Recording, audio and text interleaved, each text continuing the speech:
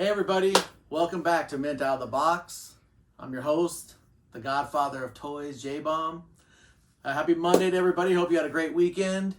We're going to do some opening of some wrestling stuff today. It is WrestleMania season, and there's been a lot of cool stuff coming out from the wrestling line, and I wanted to open up some of these, talk about some of the stuff.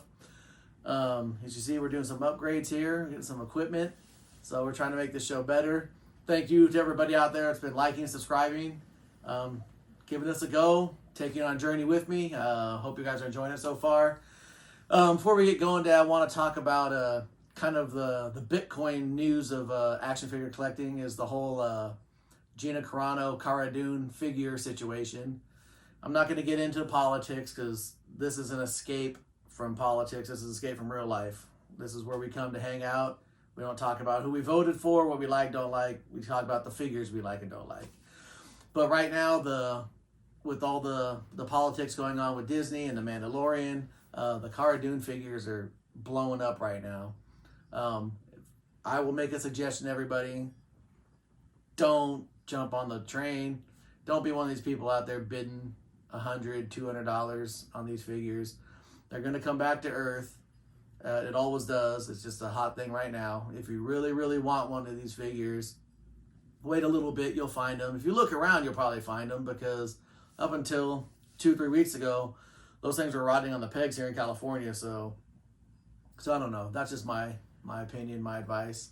I did want to let everybody know that, as promised, that I have been upgrading in here, setting up stuff, picking things up off the floor, dusting, setting them up.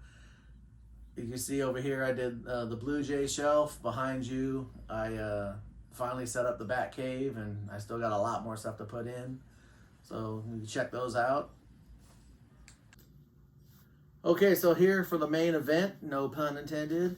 We're going to open up this Andre the Giant first. This is from their the Mattel WrestleMania line.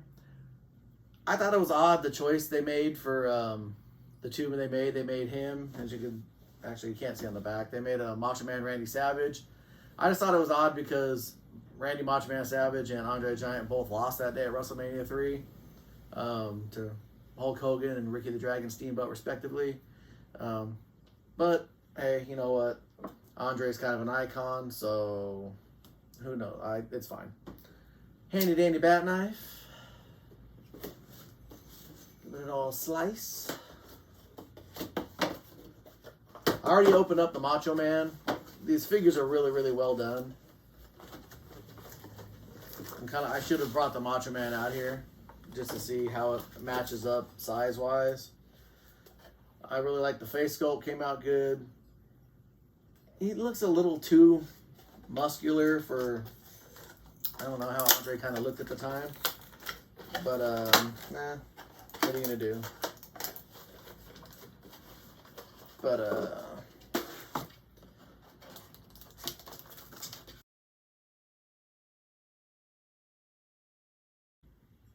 through the magic of editing and producer Steph's hard work, that was a little bit rougher than expected.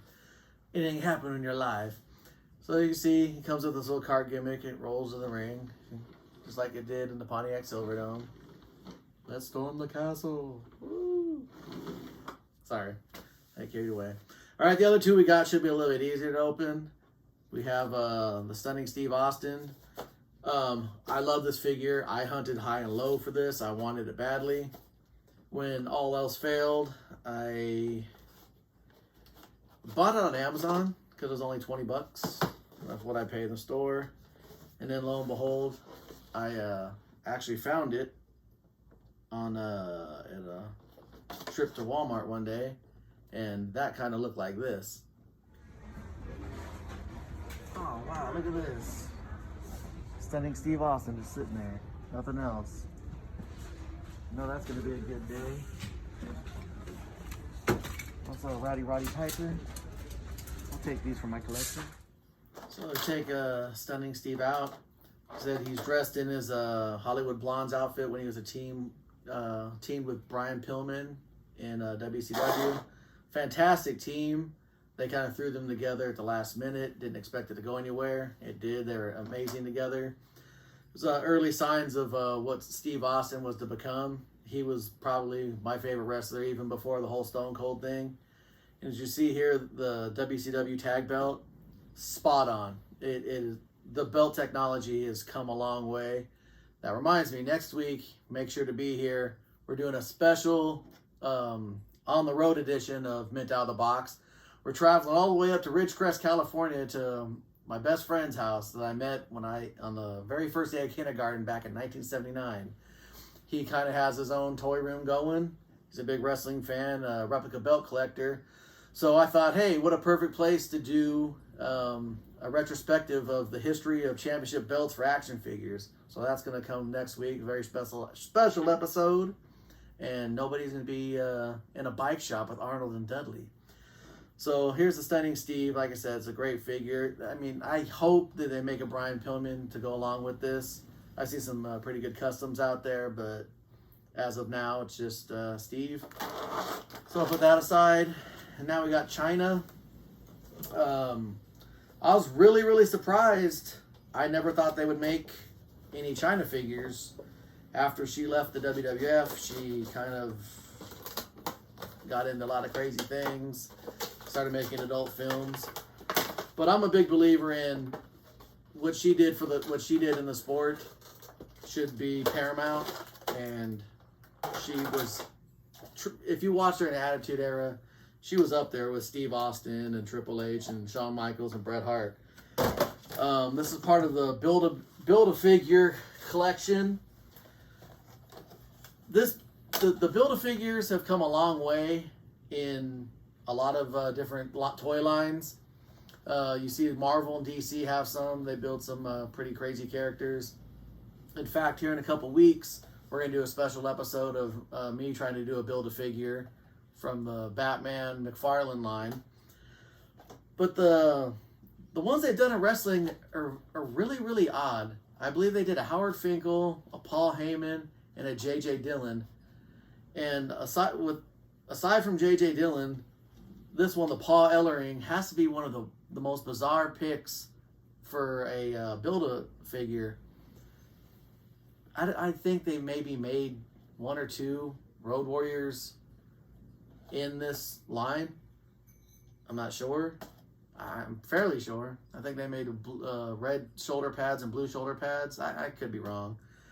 But they don't make a lot of the Legion of Doom or the Road Warriors. So making a Paul Ellering is kind of weird because you really have nothing to really pair it with unless you've been collecting his line from way on. And Chyna comes with the arms and the puppet Rocco, which wrestling has done some really stupid things, and this is at least top 20 stuff. You take one of the baddest ass tag teams in all of wrestling, and they're taking orders from a puppet. But that was WWF 1990s. So, well, anyway, Chyna comes with the women's title, which is kind of weird too, because she was actually the WWF Intercontinental Champion with the big boys. So having her come with this belt, I think it's still kind of cool because this belt is kind of underrepresented. But from everything you read online, she was kind of offended that she even contended for this belt. But it's a great figure, great likeness of her. She was taken from us way too soon, in my opinion. I think she still had some years left. And I got to meet her a few times, and she was always super sweet, really nice, and kind of a tragic tale in wrestling, but there's a lot of those. But this is a fantastic figure. Hats off to the WWE and Mattel for kind of looking past all the craziness and making this figure available. I believe action figures, when it comes to wrestling, is one of our last connections to the past.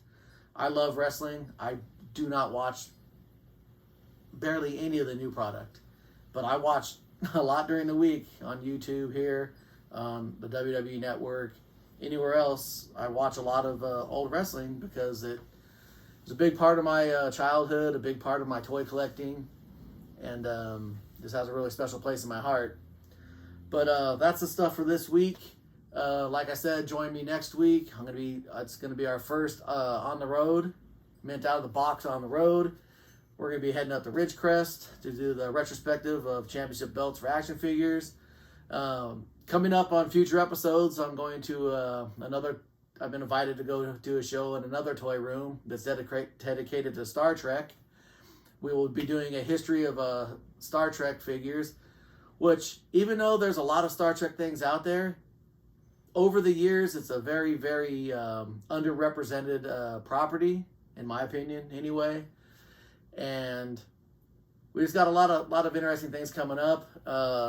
Next in March, we're going to be doing a Mint out of the box on the road toy hunt.